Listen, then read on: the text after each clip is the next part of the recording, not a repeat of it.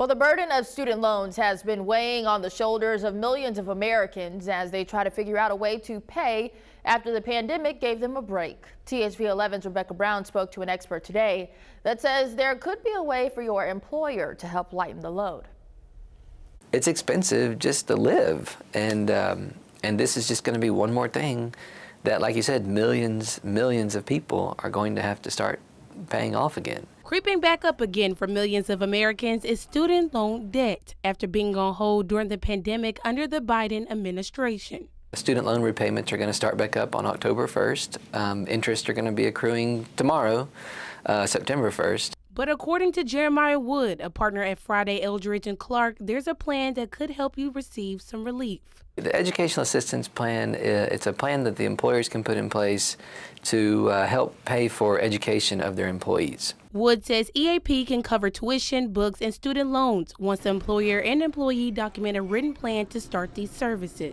It can be very large employers, but then I just was talking to a potential client the other day, and she said that she has a nanny that she employs, and she's like, I'd really like to help her pay off her loans, you know, because she's a nanny, she's my full-time nanny, and they could do it for her, you know, as long as they're an employer and they have a written plan document. Wood says the maximum employers can pay is $5,250 a year. Wood says implementing this benefit plan could help businesses bring in more employees. The labor market's really tight. Everybody's trying to hire new employees, and this benefit, this educational assistance plan where you're paying off or paying towards somebody's student loan, it can be a really big incentive for someone to come and work for you. The next question is, how do they start paying? The employee can show the employer, say, okay, I made my payment, and they could reimburse the employee with that money.